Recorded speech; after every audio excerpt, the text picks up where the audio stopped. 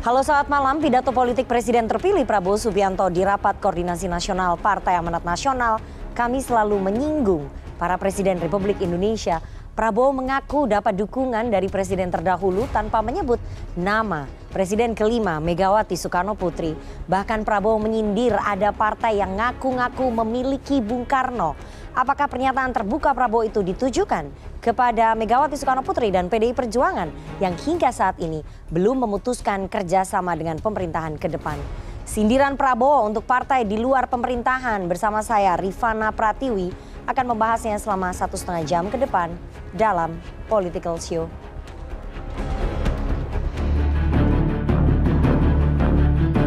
Mereka takut kalah dan iya, mereka pasti kalah. Masih tertutupnya pintu komunikasi yang selama ini mencoba untuk dibuka oleh tim di lingkaran Pak Prabowo. Yang mau diajak kerjasama, yang tidak mau diajak kerjasama tidak apa-apa. Saya dulu lawan Jokowi, tapi sekarang saya bagian dari tim Jokowi dan saya didukung Jokowi. Mau apa, saudara-saudara kalian? Benar nggak? Meski Presiden Joko Widodo tidak hadir dalam rapat koordinasi Partai Amanat Nasional 9 Mei lalu, Presiden terpilih Prabowo Subianto menegaskan bahwa dia adalah tim Jokowi. Prabowo kemudian mengaku mendapat dukungan dari 3 Presiden Republik Indonesia terdahulu, tapi tidak menyebut nama Megawati Soekarno Putri. Tapi saya juga didukung oleh Presiden ke-6, Pak SBY. Itu juga terang-terangan kan? Dan saya merasa saya juga didukung oleh Presiden Gus Dur. Kan beliau endorse aku terus-menerus. Iya kan? Jadi beliau dukung saya dari langit, aku yakin beliau di belakang saya. Saya kira mungkin Pak Harto dukung saya juga ya kira-kira. Walaupun ada yang ngaku-ngaku kan selalu bahwa seolah Bung Karno milik suatu partai. Tidak, Bung Karno milik seluruh rakyat Indonesia.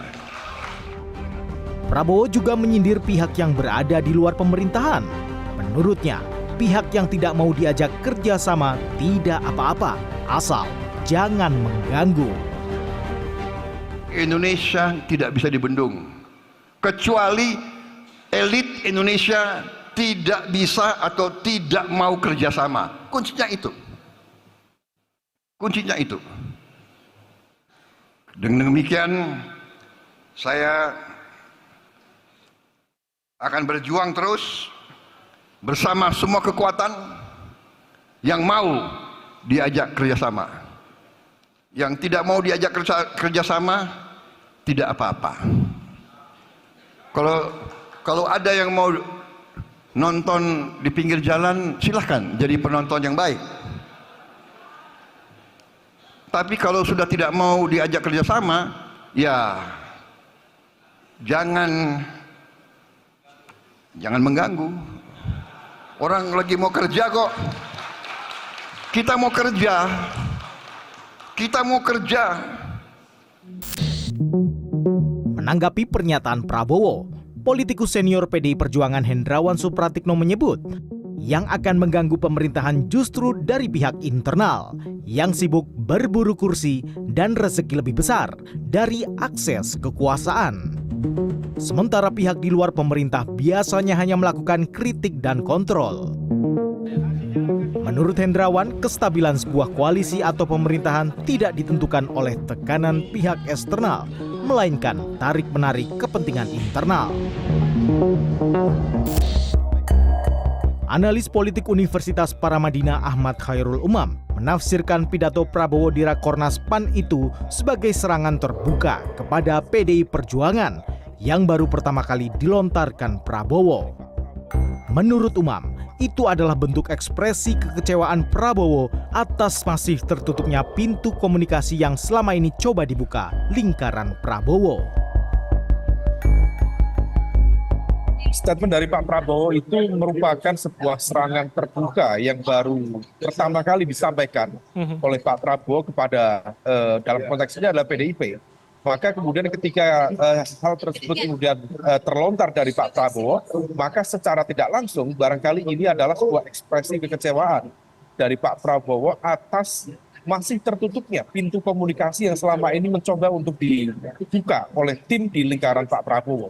Maka ketika kemudian disampaikan seperti bagaimana positioning para mantan presiden, termasuk Presiden Soekarno yang tidak boleh sebenarnya dikapling hanya milik satu partai saja karena itu adalah bapak bangsa. Maka sebenarnya ini adalah sebuah ekspresi kekecewaan dan barangkali juga mengindikasikan bagaimana pola hubungan antara Presiden dalam konteks ini adalah Bu Megawati dengan Pak Prabowo. Prabowo dan Megawati memang kerap kali diwacanakan akan bertemu usai Pilpres 2024. Namun hingga kini, keduanya tidak kunjung bertemu. Pun ada yang ngaku-ngaku kan, orang Bung Karno milik satu partai. Tidak, Bung Karno milik seluruh rakyat Indonesia. Tim Liputan, CNN Indonesia.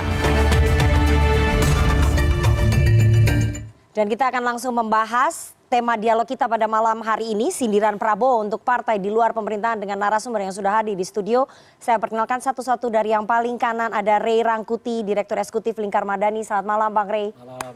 Ada juru bicara Presiden PKS Pipin Sopian. Selamat malam Kang Pipin. Assalamualaikum. Waalaikumsalam. Ada politikus PDI Perjuangan Deddy Sitorus. Selamat malam Bang Deddy. Selamat malam. Anggota Dewan Pembina Partai Gerindra Wihadi Wiyanto. Selamat malam Pak Wihadi. Malam, Akhirnya mampir ke studio Political Show ya. Ada Bang Saleh Daulay, Ketua DPP Partai Amanat Nasional. Selamat malam Bang Saleh. Selamat malam. Assalamualaikum. Waalaikumsalam. Dan seperti biasanya kita selalu mengundang teman-teman mahasiswa dan malam ini ada teman-teman dari Badan Eksekutif Mahasiswa Fakultas Hukum Universitas Kristen Indonesia. Terima kasih teman-teman dari UKI, nanti bisa menyatakan pendapat dan juga bertanya kepada narasumber saya di studio. Saya akan langsung ya ke Pak Wihadi terlebih dahulu. Pak Wihadi, tadi dalam paket berita yang sudah kita putar ada pernyataan dari Pak Prabowo. Ada beberapa poin yang menarik ya, saya akan breakdown satu persatu. Yang menarik pertama adalah Pak Prabowo menyebut bahwa beliau dipimpin oleh mantan presiden terdahulu. Itu ada almarhum Presiden Gus Dur, kemudian Pak Jokowi dan juga Pak SBY. Apakah kemudian sindiran itu ditujukan kepada Ibu Megawati Soekarno Putri yang terang-terangan memang tidak mendukung Pak Prabowo? Ya, saya kira bukan sindiran, itu kenyataan yang ada saat waktu Pilpres kemarin. Bahwa memang Pak SBY jelas-jelas memang turun gunung. Kan sudah jelas Pak SBY turun gunung. Terus kemudian Pak Jokowi bagaimanapun juga Pak Prabowo sebagai seorang menteri dari Pak Jokowi yang dipersilahkan untuk maju Pilpres, tentunya itu juga dukungan. Karena bagaimana menteri sudah minta izin, kemudian diberikan izin untuk maju. Itu suatu bentuk dukungan. Ya, kalau kemudian bicara Gus Dur, itu kan memang dari awal dulu Gus Dur kan sudah menyatakan itu. Nah, itu kan selalu diputar dan itu kan selalu ada terus di medsosnya kan juga selalu ada. Nah, itu kan bentuk dukungan juga. Nah, ini kan suatu kenyataan. Jadi tidak ada sindiran-sindiran itu. Kenyataan bahwa memang pada saat itu mantan-mantan presiden inilah yang ada, yang mendukung dan ada dalam tim. Ya, artinya dalam tim kan memang ya mendukung dan kemudian kalau Pak SBY jelas ada di tim. Jadi tidak ada sindiran apapun, memang kenyataannya itu. Gitu. Tapi dalam pidato Pak Prabowo itu merupakan satu rangkaian ya, tiba-tiba menyebut bahwa ada yang mengklaim bahwa Bung Karno hanya milik satu partai, padahal itu milik banyak orang, milik semua orang. Itu ditujukan juga untuk PDI Perjuangan, untuk Ibu Megawati Soekarno Putri yang kerap mengidentifikasi bahwa Bung Karno sama dengan PDI Perjuangan atau milik PDI Perjuangan. Ya begini. Konteksnya apa tiba-tiba bilang gitu? Gini, rangkaiannya jangan dipotong-potong. Ini rangkaian kan kalau kita bicara mengenai masalah pidato, orang pidato, Pak Prabowo itu selalu pidato itu kan memang dia sudah terbiasa step by step. Ya. Jadi kalau disampaikan mengenai masalah bagaimana yang namanya bahwa Bung Karno sebagai Presiden Republik Indonesia pertama yang di founder father kita, ya negara ini, ya sebagai founder father, terus kemudian sebagai beliau ini mempunyai pemikiran-pemikiran yang mana pemikiran-pemikiran ini adalah sangat-sangat relevan untuk bangsa Indonesia ini yang sekarang akan mandiri. Dan itulah yang memang sekarang diinginkan oleh Pak Prabowo untuk bahwa Indonesia ini harus mandiri. Ini sama artinya bahwa pemikiran-pemikiran Bung Karno itu adalah pemikiran-pemikiran untuk seluruh bangsa dan kekuatan bangsa kita untuk berdiri kaki sendiri. Seperti yang Pak Prabowo inginkan dalam negara ini. Tapi dalam pemikirannya Pak Prabowo bahwa memang ada satu partai yang selalu mengklaim Bung Karno milik partai itu. Kan nggak mungkin itu kemudian kalau nggak ada pikiran kayak gitu kemudian disampaikan. Jadi begini, kita harus pisahkan pemikiran dan biologis. Kalau kita bicara mengenai masalah Bung Karno secara biologis, itu adalah memang tidak bisa kita pungkiri bahwa beliau itu adalah ayah daripada Ibu Megawati. Betul. Ya, itu secara biologis. Jadi wajar nggak Bung Karno diklaim oleh Ibu Mega? Sebagai biologis. Tetapi pemikirannya adalah pemikiran seluruh bangsa. Nah, ini pemikiran ini kan sudah menjadi milik bangsa semuanya, bukan lagi milik satu golongan. Karena milik bangsa dan kita semua melihat bahwa pemikiran Bung Karno inilah yang cocok pada saat ini kita bagaimana Pak Prabowo ingin Indonesia ini mandiri, berdiri di kaki sendiri dan lepas daripada pengaruh-pengaruh asing. Berarti Pak Prabowo selama ini melihat bahwa memang Bung Karno hanya diklaim oleh satu partai yaitu Bu Mega dan juga PDI Perjuangan ya? Diklaimnya ada karena memang secara biologis. Tetapi pemikirannya Pak Prabowo mengatakan bahwa pemikirannya pemikiran milik bangsa. Kenapa baru diungkapkan sekarang? Ya pada tahun 2009 ketika Pak Prabowo berpasangan dengan Bu Mega itu tidak disampaikan loh Pak Wihadi. Jadi begini, kalau kita bicara mengenai masalah kita tarik ke sana, bahwa ini pemikirannya adalah bagaimana pemikiran Bung Karno ini kan memang sudah ada satu pemikiran bersama. Betul. Ya, pada saat 2009 tentunya sudah menjadi satu kesatuan. Ya kan? Pada saat itu pada Mega saat Pro. itu Mega Pro karena Pak Prabowo sebagai wakil presiden. Karena berkoalisi, jadi nggak ada masalah. Wakil presiden, tetap bukan masalah, tapi wakil presiden. Tetapi kalau kita lihat bahwa Partai Gerindra itu sudah memberi waktu 2014, 2019 itu Pak Prabowo selalu mengatakan bahwa pemikiran-pemikiran berdiri sendiri dan pemikiran dengan Bung Karno itu sudah jelas adalah pemikiran yang dipakai oleh Pak Prabowo. Kita melihat bahwa yang PAN koalisi dengan kita itu tahu juga pemikiran Pak Prabowo seperti itu. Dan sekarang pun diperjelas lagi setelah beliau memenangkan Pilpres ini, inilah kesempatan bahwa pemikiran-pemikiran Bung Karno itu direalisasikan. Saya mau ke Bang Deddy. Jadi ada pemikiran bahwa memang secara biologis Bung Karno diklaim menjadi miliknya Ibu Megawati Soekarno Putri, tapi harusnya pemikiran itu tidak hanya diklaim oleh satu partai, tapi milik seluruh bangsa Indonesia. Saya merasa tersindir nggak PDI Perjuangan, Bang Deddy? Entar dulu, soal tersindir atau tidak, partai ini bukan partai kaleng-kaleng ya, gampang baperan ya. Tapi kan kita mau, kalau saya pribadi sih, di satu sisi saya bangga, di sisi lain saya juga bertanya-tanya. Saya bangga kenapa? Karena Pak Prabowo itu mengangkat isu tentang Soekarno, Soekarnoism, kan seperti itu, ya. Yang kedua, saya bertanya-tanya apa sih urgensinya itu dipersoalkan? Karena tidak ada katakanlah kejadian di belakang yang spesifik yang kemudian mengarah sehingga timbul statement itu. Kalau dikatakan bahwa PDI Perjuangan melakukan klaim terhadap Bung Karno, salah besar. Tunjukkan saya satu bukti di mana PDI Perjuangan mengatakan bahwa Bung Karno itu adalah milik PDI Perjuangan. Justru yang dilakukan oleh PDI Perjuangan adalah melestarikan dan membumikan pemikiran-pemikiran, ajaran-ajaran Bung Karno. Ketika para politisi mengakui pemikiran Bung Karno itu merupakan hasil sintesis budaya kita dan pemahaman-pemahaman ideologi besar yang ada di bumi pada waktu Bung Karno ada, di situ kita justru bangga. Karena ketika terjadi proses desoekarnoisasi saat Orde Baru, PDI Perjuanganlah satu-satunya partai yang tetap mau bicara PDI ya, pemikiran-pemikiran Bung Karno. Dan Bung Karno itu tidak hanya milik Indonesia. Jangan salah, jadi ketika banyak orang berbicara tentang Soekarno, kami bangga. Dan saya harus tekankan, kenapa Bung Karno tetap menjadi bahan perbincangan dan relevan bagi kita? Karena semua pemikiran dia itu relevan bagi Indonesia sampai hari ini. Dan kita lihat, dia tidak hanya milik Indonesia, apalagi cuma milik PDI Perjuangan. Bung Karno milik dunia. Kenapa? Coba, Anda pergi ke Aljazair misalnya, ada Jalan Bung Karno. Anda pergi ke Soviet, Maroko, Pak. ada. Ke Maroko juga ada. Di mana-mana ada banyak atribusi yang diberikan dunia terhadap pemikiran-pemikiran atau nama Soekarno. Termasuk pemikiran Soekarno ini dibahas di negara-negara Amerika Latin sebagai mata kuliah. Baik. Ya. Oke. Jadi kita mau bilang Bung Karno ini tidak pernah diklaim menjadi milik PDI Perjuangan. Tetapi memang sejauh ini kita yang konsisten mempertahankan dan mengembangkan dan membumikan ajaran itu. Baik, jadi kalau misalnya ke depan nanti ada partai yang menggunakan gambar Bung Karno di background partainya, kemudian menggunakan dedication of life di dalam acara-acara partainya, itu Kalau masalah perlu PDI kami Perjuangan. yang cetak. Oke. Kalau perlu kami yang cetak. Nanti kita karena- catat ya. Betul dong. Karena Berarti nggak apa-apa disitulah, ya? waduh, Oke. disitulah keberhasilan PDI Perjuangan Ya. menunjukkan bahwa seorang politisi itu ya harus meninggalkan jejak-jejak pemikiran. Ketika Pak Prabowo mendirikan Gerindra,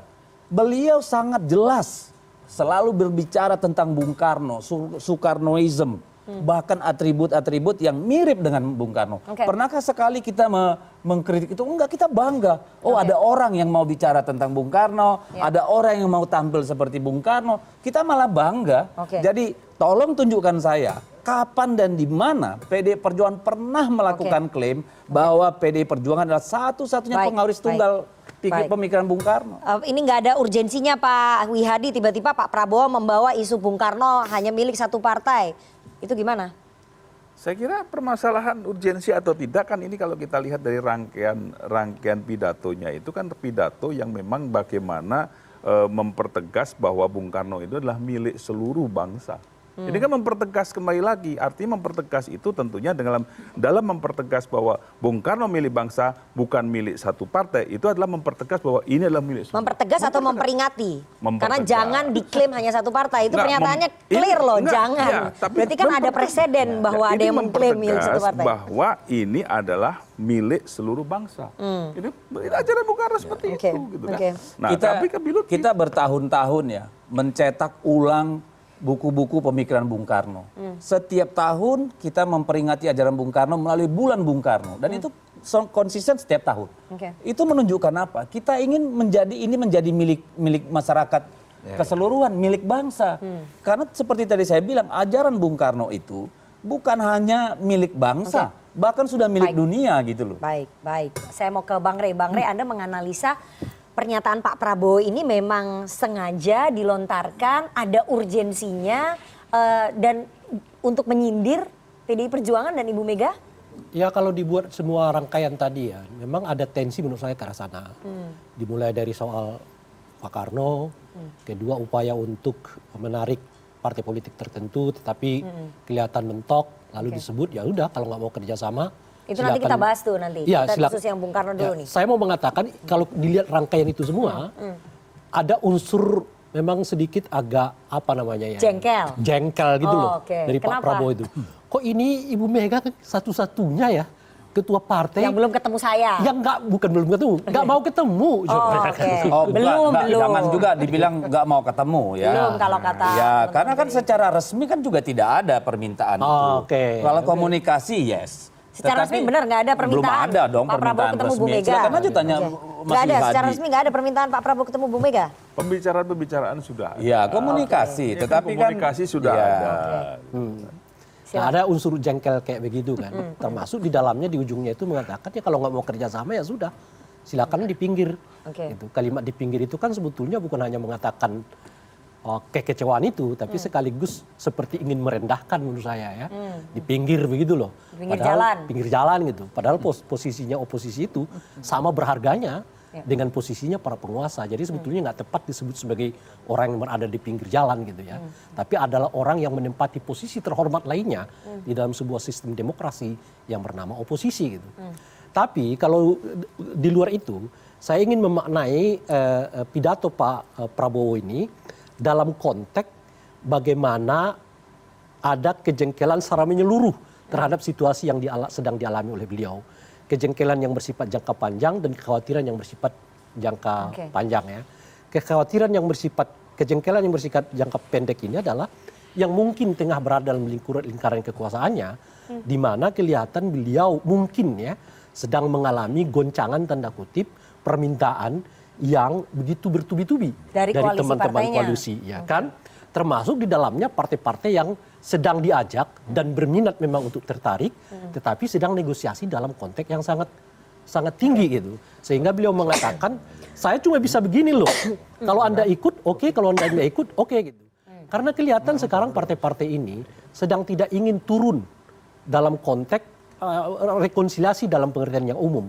Misalnya Golkar meminta 5 kursi. Demokrat kita nggak tahu. PAN bahkan pakai doa kan, meminta lebih ya dari yang mereka sebutkan. Itu diucapkan dalam doa loh. Jangan berbahaya. Itu luar biasa gitu. Nah, mungkin Pak Jokowi mengatakan dalam konteks yang pendek itu, Pak Prabowo mengatakan dalam konteks yang jangka pendek ini. Masih Jokowi padahal kan. Ini partai-partai kalau ngeselin saya juga, silakan aja di luar gitu. Nunggu di pinggir jalan. Nunggu di pinggir jalan gitu loh kira-kira. Jadi warning juga ya. Warning. Oke, saya mau ke Bang Saleh. Ini Anda apakah PAN merasanya seperti itu bahwa ini juga warning untuk partai-partai di Koalisi Indonesia Maju kalau terus-menerus meminta ke Pak Prabowo, ya itu tadi akan bernasib sama mungkin. Pertama gini, soal Soekarno dulu ya. Saya sependapat dengan Pak Deddy Sitorus bahwa Soekarno itu memang tidak diklaim secara sepihak oleh PDI Perjuangan. Tapi semangat dari pidato Pak Prabowo kemarin itu sebetulnya adalah semangat dari Pak Soekarno ketika ingin membawa bangsa ini menjadi bangsa yang berdaulat, bangsa yang mandiri, bangsa yang disegani oleh negara-negara lain. Itu konteksnya. Sehingga dengan demikian semangat dari Pak Soekarno itu tetap bisa dihidupkan sekarang ini dalam konteks misalnya keinginan beliau untuk membangun Indonesia ke depan. Ini semangat itu sebetulnya. Jadi karena itu kalau ada dari dulu udah muncul semangat seperti ini, maka itu bisa dihidupkan kembali pada periode sekarang. Bukan oleh hanya satu partai politik saja, tapi oleh kita semua sebagai anak bangsa. Kalau saya memahaminya sesederhana itu gitu.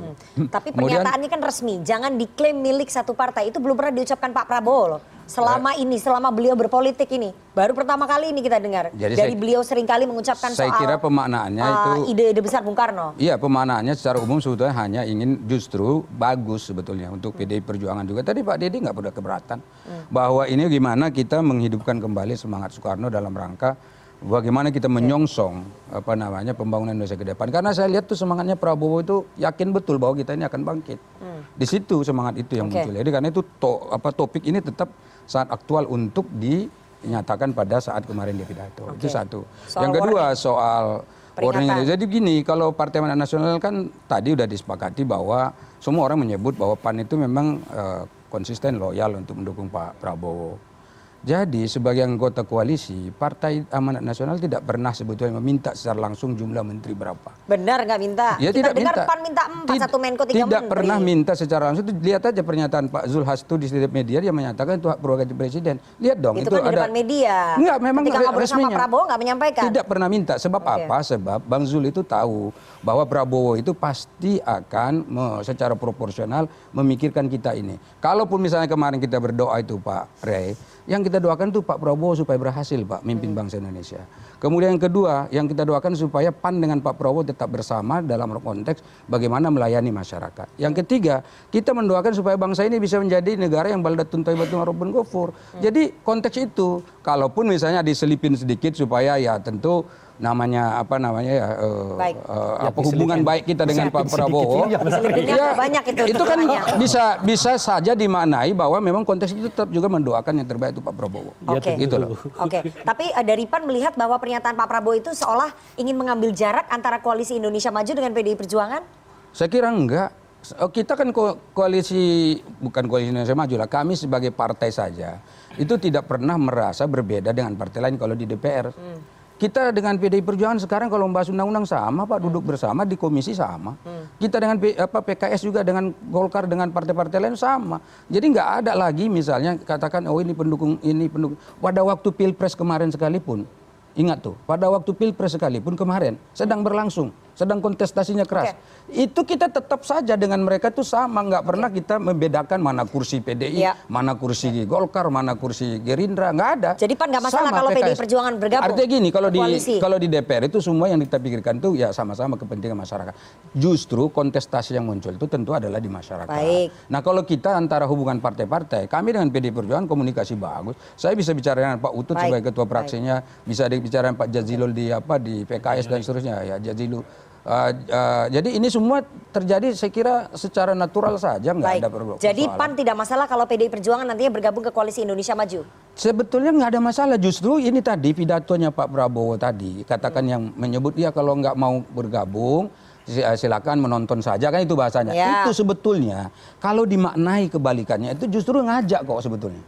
Silakan gabung, kan itu makna yang tapi pertama. nama di pinggir jalan Kalau itu, nggak kalau mau menurut bergabung, itu keras silakan itu. menonton. Bukan keras, Kalau yang saya baca, merendahkan malah. kalau yang saya Merendahkan enggak, kalau kalau yang menurut saya Bang, baca menonton itu di pinggir jalan. tematik besarnya itu adalah silakan menonton. Menonton itu maksudnya ya Di silakan pinggir menonton untuk jalan. melakukan evaluasi, Pak. Oke. Evaluasi apa? Ya kan sebagai oposisi bisa melakukan kritik, saran, Tapi masukan. kan dibilang jangan ganggu. Dan itu bisa secara konstitusional Baik, gitu loh. Dan mengganggu itu pun sebenarnya nggak mungkin diganggu karena apa? Kalau nggak Nanti kita bahas itu. kalau tidak dilakukan secara konstitusional nggak bisa, Pak. Baik, Tetap baik. saja. Ada aturan mainnya kok bernegara ini. Oke, saya mau ke Kang Pipin. Kang Pipin, kalau dari Bang Rey tadi menyampaikan bahwa pernyataannya Pak Prabowo ini bentuk ekspresi kejengkelan karena Ibu Mega belum mau bertemu dengan Pak Prabowo. Tapi dari PKS merasa kalau sepertinya peluang PDI Perjuangan bergabung ke koalisinya Pak Prabowo menipis. Apakah pintu untuk PKS masih terbuka? Masih ada? Ya bagi kami belum memutuskan. Kalau ditanya sekarang kami masih oposisi. Di era Pak Jokowi ini kami oposisi. Dan keputusan kami untuk bergabung di pemerintahan Pak Jokowi atau di luar pemerintahan itu belum diputuskan sampai sekarang. Jadi karena waktunya masih kurang lebih 5-6 bulan bagi kami, paling penting saat ini proses yang dilakukan oleh kami di PKS adalah mendengarkan aspirasi para pemilih kami, struktur Aspirasinya kami, gimana masyarakat. sejauh ini? Ya, sejauh ini memang ada dua ya, ada yang ingin bergabung, ada yang oposisi. Oke. Ya itu kami menghargai, tetapi nanti 99 anggota Majelis Syuro itulah yang akan memutuskan PKS akan bergabung atau tidak. Jadi bagi kami saat ini kami no comment terkait dengan pembicaraan tadi, misalnya PDIP bergabung kami menghormati. Silakan, tidak juga sama sekali. Bagi kami sekali lagi berada di luar dan di dalam pemerintahan itu sama-sama mulia, sama-sama baik. Kami akan memutuskan mana maslahat dan madorotnya. Tapi PKS kan udah 10 tahun nih jadi oposisinya Pak Jokowi. Pasti berat dong untuk oposisi lagi 5 tahun ke depan. Masa nggak mau ada di lingkaran kekuasaan? Kalau itu memang pilihan politik ya, musyawarah Majelis Syuro, tentu kita akan jalani. Ya, saya sebagai kader PKS tentu sam'an wa ta'atan. Kami dengar, kami taat keputusan yang dilakukan secara syuro. Kami dengar bergabungnya nanti di ujung-ujung. Menjelang pelantikan baru akan bergabung. Jadi nanti hanya disisakan PDI Perjuangan aja, PKS ikut dirangkul. Tapi nanti di ujung-ujung sambil menjaga suasana kebatinan para pemilih. Ya saya kira bagi kita memang kami memiliki mekanisme yang cukup ajak ya dalam pengambilan keputusan. Di ujung, di awal atau di akhir kita akan pertimbangkan mana kebermanfaatan untuk rakyatnya lebih baik ke depan. Tapi sudah ada mana tawaran kira-kira kepantasan demokrasinya seperti apa, apa pelajaran politiknya ke depan untuk masyarakat. Itu dipertimbangkan baik-baik. Kami nggak mau gerasa gerusu kira-kira kami akan di luar atau dalam pemerintahan. Kami harus tegaskan saat ini PKS berada di luar pemerintahan Pak Jokowi sampai bulan Oktober 2024. Oke, setelah Oktober anything can happen. Ya, setelah Oktober tapi tawarannya menggoda dong. Sudah ada tawaran kan untuk PKS bergabung ke koalisinya Pak Prabowo, kita dengar? Ya, komunikasi politik tetap berjalan. Ya, tetapi tadi keseimbangan antara aspirasi kader, struktur. Ada tawaran? Ada tawaran. Pertanyaan saya simpel ini politisi kalau ditanya komunikasi politik itu tetap dijalankan. Pan aja sampai pakai doa. Kalau jawabannya saklek itu bukan politisi. Ada tawaran. Kami bukan partai yang suka minta-minta. Loh kan nggak diminta, saya kan tanya ada tawaran nggak? Ya saya kira tanya ke Pak Wihadi. Oke, ada tawaran Pak. Komunikasi politik juga. Jadi memang terjadinya komunikasi politik. Oh iya, dalam tapi komunikasi di politik kan ada tawaran. Dalam komunikasi itu ada pembicaraan pasti, ya kan? Tapi isi pembicaraan itu bagaimana itu kan masih dikomunikasikan terus. Jadi masih ada komunikasi. Jadi Gerindra memang dalam posisi ingin merangkul PKS masuk ya? Saya kira gini, Gerindra merangkul semua ya kan, karena ini sesuai dengan apa yang disampaikan oleh Pak Prabowo pada saat pidato kemenangannya, ingin mengajak seluruh anak bangsa membangun negara ini. Artinya kan semua diajak. Anak bangsa yang mempunyai potensi, ayo kita membangun bangsa ini. Semua diajak. Ya. Jadi ini jelas bahwa Pak Prabowo itu ingin mengajak. Jadi saya juga menggarisbawahi juga apa yang disampaikan oleh Bung Rey, bahwa Pak Prabowo tidak pernah merendahkan siapapun, ya kan? Jadi konotasi merendahkan ini saya kira bukan tipikal dari Pak Prabowo untuk merendahkan. Jadi pernyataan di jalan itu apa Pak? Jadi begini, maksudnya? Kalau kita bicara merendahkan ini itu kan nanti dijelaskannya nanti setelah break ya Pak ya, karena kita harus jeda terlebih dahulu. Lebih dalam lagi nanti kita ngomongin soal nonton di pinggir jalan dan jangan mengganggu. Oke Pak Wihadi, simpan dulu jawabannya, tapi kita harus jeda terlebih dahulu. Jangan kemana-mana, bersama kami di Political Show.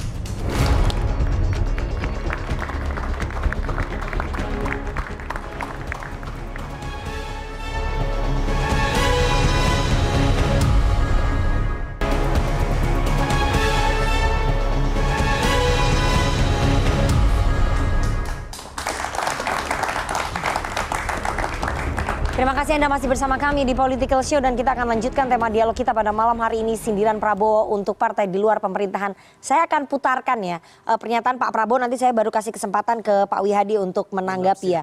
Soal jangan ganggu-ganggu, nonton aja di pinggir jalan, ini maksudnya apa nih? Indonesia tidak bisa dibendung. Kecuali elit Indonesia tidak bisa atau tidak mau kerjasama. Kuncinya itu.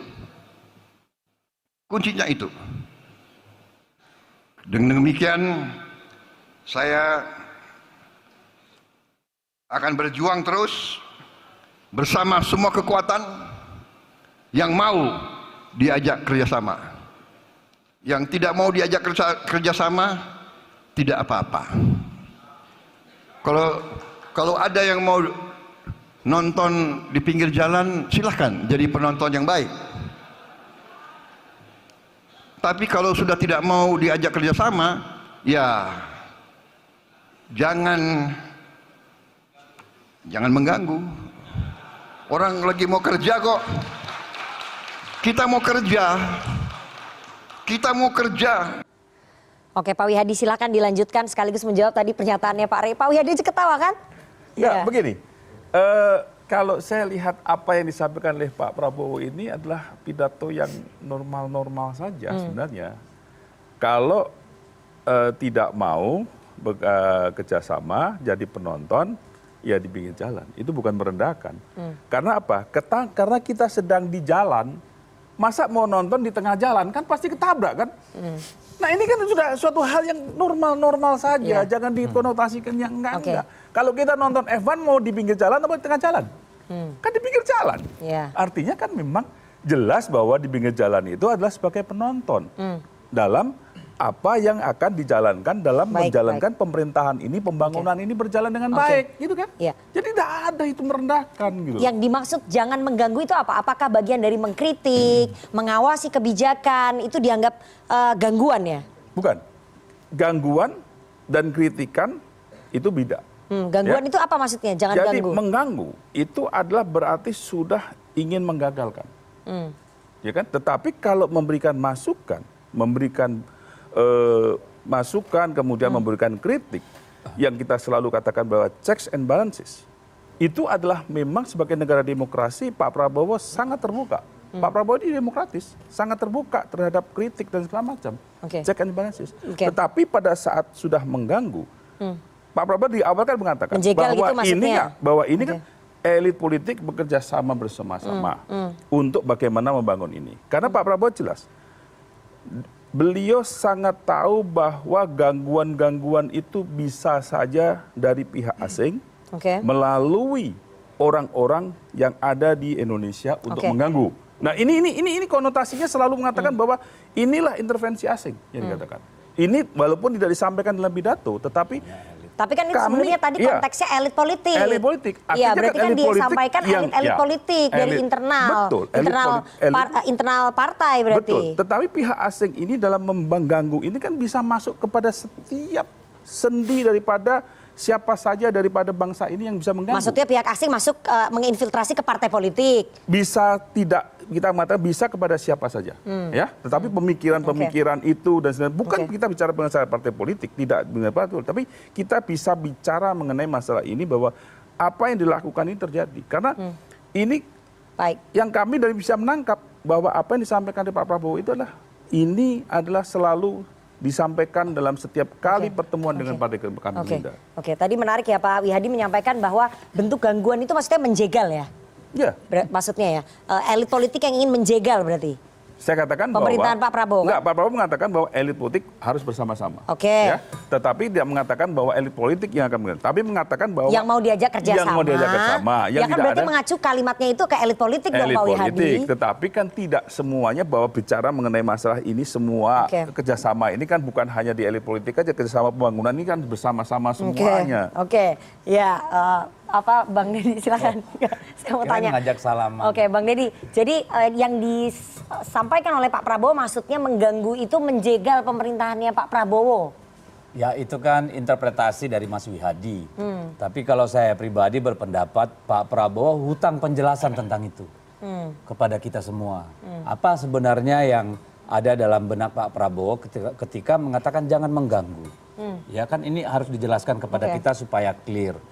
Karena apa? Karena memang kan banyak akhirnya berkembang bahwa itu adalah peringatan siapapun jangan coba katakanlah membuat tidak nyaman. Kan mengganggu itu kan membuat tidak nyaman atau menghalangi kan seperti itu. Nah ini kan implikasinya sangat luas.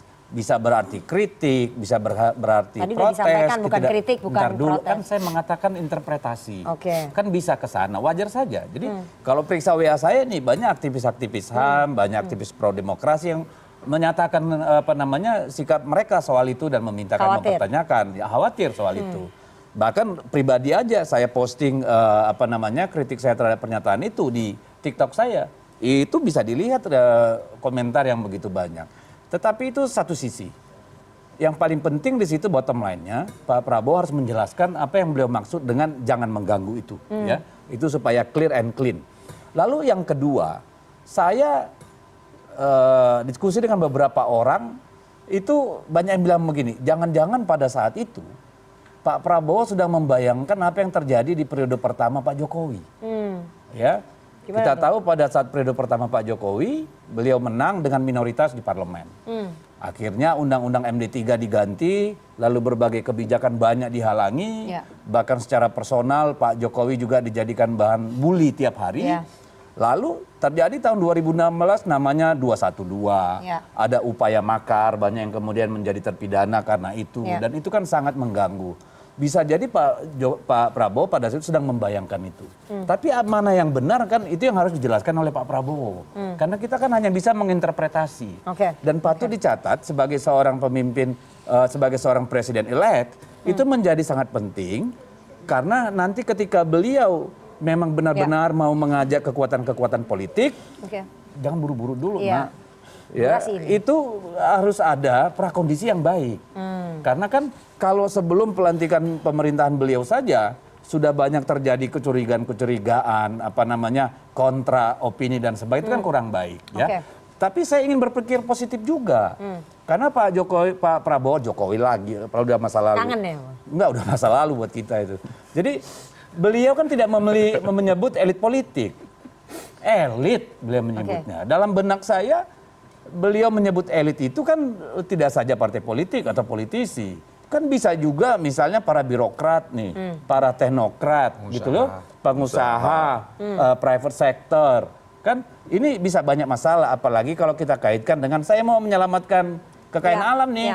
Kan bisa begitu. Jadi tergantung dari sisi mana. Oleh karena itulah menurut saya harus ada penjelasan lebih lanjut dari Pak Prabowo soal ini supaya tidak kemudian menghantui banyak orang. Dan ini justru yang akan mempersulit bagaimana masuk nanti pada bulan Oktober tanpa banyak kecurigaan dan keributan. Kecurigaan. Nanti saya akan tanya soal kecurigaan. Tapi saya mau tanya ke Kang Pipin. Apakah selama ini menjadi oposisi itu mengganggu ya? Suka mengganggu ya kalau jadi oposisi itu? Silakan tanya ke teman-teman. Enggak kan PKS yang jadi oposisi ini 10 tahun. Ya bagi kami sebetulnya ya. Jadi kita ini butuh vitamin. Kita ini butuh vitamin. Dan vitamin itu salah satunya kritik, masukan dari oposisi. Kami banyak dalam beberapa kebijakan. Saya sampaikan misalnya undang-undang Cipta Kerja, undang-undang haluan ideologi Pancasila. Mohon maaf, kami yang paling menentang RUU undang-undang ideologi Pancasila, haluan ideologi Pancasila itu. mengkredilkan Pancasila jadi Trisila dan Ekasila waktu itu ya. Dan kemudian kami kan sampaikan undang-undang tentang BPIP. Betul. Saya selesaikan.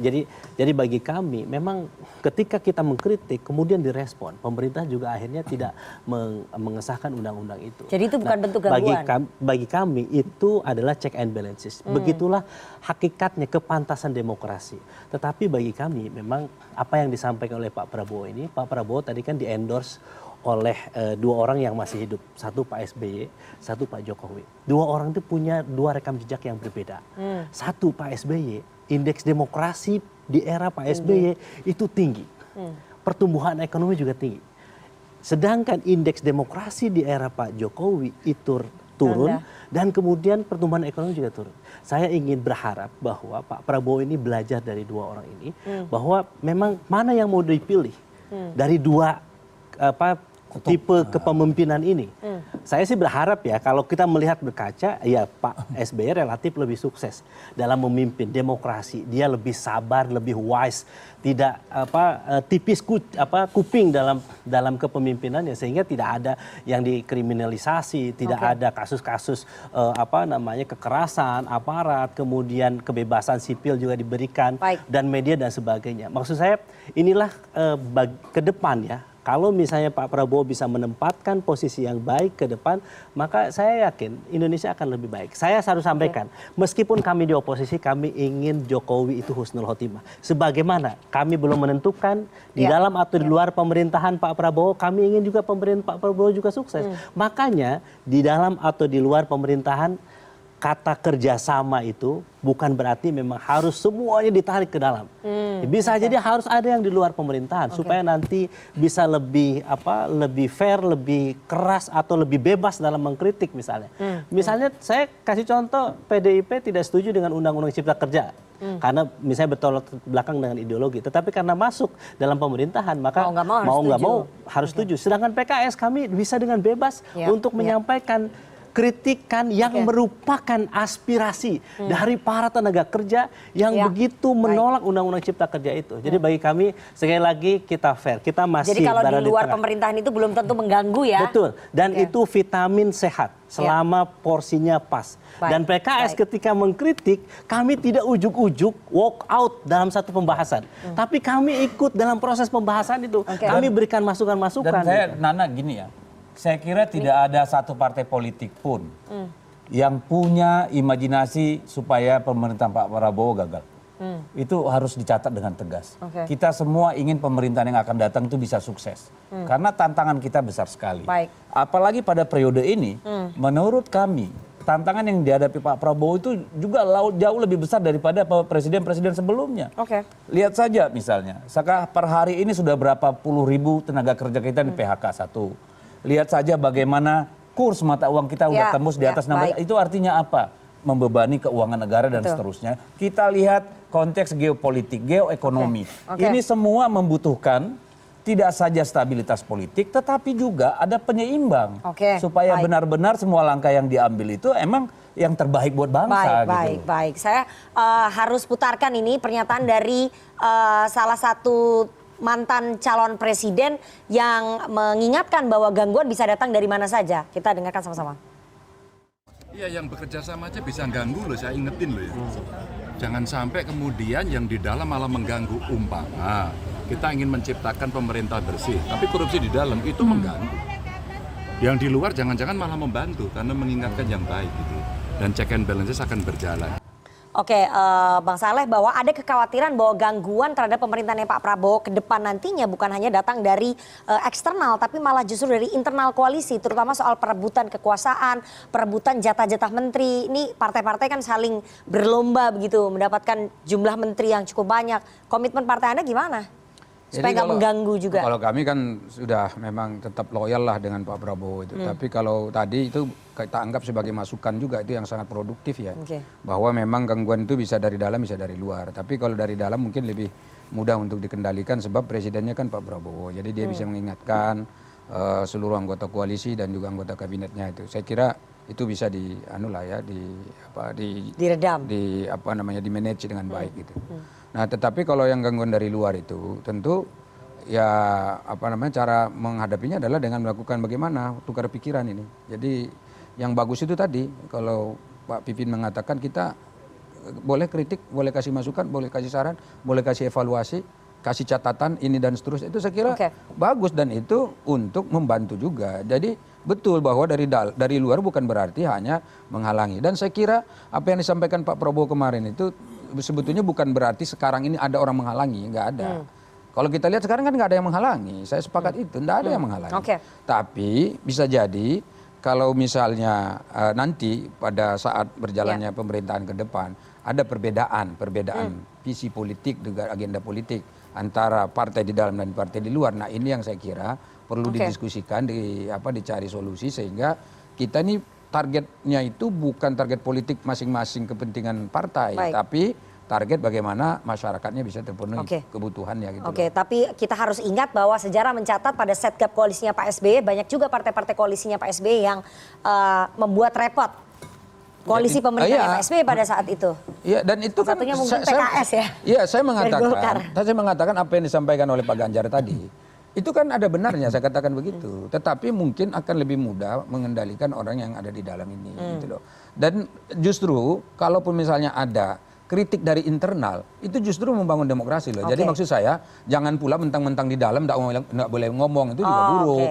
Jadi justru orang yang di dalam ini kalau ada yang salah ya sampaikan gitu loh. Ini justru memberikan masukan yang positif kepada jadi kita Pak Prabowo. Tunggu ya. Jangan misalnya Pak kita membebek aja gitu. Oh udah kalau jangan begitu, kalau memang salah sampaikan juga. Ya. Ya, silakan nggak ada masalah. Kita tunggu PAN nanti mengkritik kebijakan-kebijakan yang pastinya keluar insya Allah jalur. PAN pasti akan berorientasi bagaimana kebaikan masyarakat kita dan rakyat kita. Baik, saya mau ke Bang Rey. Bang Rey, Anda melihat potensi gangguannya akan lebih banyak dari luar atau dari dalam? Kalau dari luar mengingat jumlah oposisinya hanya sedikit, misalnya PKS dan PDIP di luar begitu.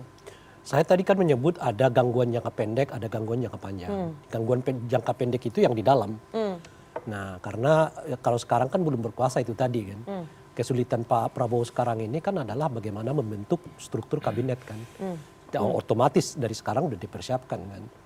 Nah, dalam sebentar, ini dapat kabar dari mana ya Pak Rai bisa mengatakan Prabowo kesulitan? Saya kira nggak ada kesulitan juga kan, masih ada waktu panjang sekali. Kita ini enggak, kan karena semua, itu asumsi Pak, itu tafsir. Bapak nggak boleh mengatakan begitu juga. Kan karena mungkin saja Pak Prabowo nggak kesulitan kok gitu. Kan dari tadi semua kita berbicara tafsir. Loh iya, tapi kan nggak, itu berarti ada referensinya. Kalau mengetafsir ataupun pendapat ya silakan. Oh, tafsir iya, pendapat kan saya. Pendapat tafsir saya kan. Ya udah silakan. Tapi saya nggak yakin kalau itu dia kesulitan. Pak Wihadi tadi menafsirkan apa yang disebutkan oleh Pak Prabowo. Enggak, tapi saya nggak yakin kalau Prabowo kesulitan. Ya itu pun juga tafsir Anda kan. Iya. Ya udah. Kalau begitu ya tenang aja. Tapi ini tafsir yang dari dalam yang mengatakan sampai sejauh ini menurut saya kalau begitu ini tidak tafsir kesulitan. dari luar.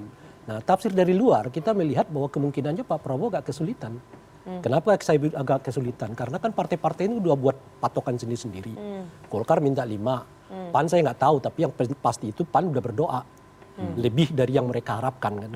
Kita tinggal tahu sekarang kalau mereka harapan 3. Kalau lebih yang kan didengar wartawan 5. Golkar 5, PAN sama Demokrat 4. Nah, 4 itu dia. Kan masing-masing. Kalau lebih sesuai dengan doa itu lebih dari yang ditargetkan artinya 5, 6 dan seterusnya. Itu membuat pusing. Sementara pada saat yang bersamaan ya kan anggota kabinet kita cuma 34 kecuali mau ditambah menjadi 40. Dan mungkin jadi Pak Prabowo punya keinginan untuk menjadikan kabinet ini kabinet non partai politik. Bisa saja begitu karena sampai sekarang kita nggak tahu sebetulnya keinginan Pak Prabowo itu mau menjadikan anggota kabinetnya non partai atau diisi oleh perwakilan-perwakilan partai. Itu belum ditambah dengan partai-partai bakal datang kan. Sebut saya misalnya PKB, Nasdem, PKS jika masuk kalau kemudian ada restu dari Gelora misalnya begitu ya dan sebagainya. Pusing juga. Ini pusing. Gitu kira-kira. Jadi oleh karena itu ya itulah yang kita sebut sebagai gangguan gitu. Nah, itu pertama. Nah, yang tapi kalau kementeriannya ditambah ya nggak pusing kan, semakin besar kapalnya kan bisa ditambah kementeriannya kan. Mau dibuka kalau kementeriannya ditambah revisi juga revisi Undang-Undang Kementerian Negara. Ditambah kementeriannya juga belum tentu solusinya selesai karena partai-partai yang lain minta nambah juga. Ya kan makin gemuk. Jadi ya tidak makin, semudah itu ya. Iya makin banyak lagi akan masuk kan. Gitu. Jadi potensi dari dalam lebih besar. Untuk jangka pendek. Yang saya jangka panjang. Jangka panjang itu kita mengutip apa yang disebut tadi oleh Pak Prabowo. Saya sih nggak pakai tafsir-tafsiran. Kalimat Pak Prabowo itu jelas. Pertama adalah mengajak semua elit politik. Ya kan, kalau elitnya nggak mau, silakan jadi penonton. Kalau penonton berada di pinggir jalan, itu aja. Apa yang ditafsirkan begitu. Nah, kita mau mengatakan kalau disebut bahwa Pak Prabowo tidak merendahkan orang-orang yang berada di luar, lalu mestinya beliau mengatakan silakanlah Anda berada di luar untuk mengkoreksi kami. Kan ada bahasa yang menunjukkan bahwa posisi di luar itu cukup beradab gitu. Tadi Pak Wihadi menafsirkan maksudnya itu penonton itu jangan di tengah, tapi di pinggir. Semua penonton pasti ada di pinggir, nggak mungkin ada di tengah. Ya udah Ya kan? Itu makanya. Jadi kalau itu satu. Itu kalau nonton balap mobil, kalau nonton kapal layar gimana lagi tuh? Merendahkan dalam pengertian apa? Merendahkan dalam pengertian bahwa seolah-olah kerja-kerja yang menonton itu sesuatu yang tidak tepat.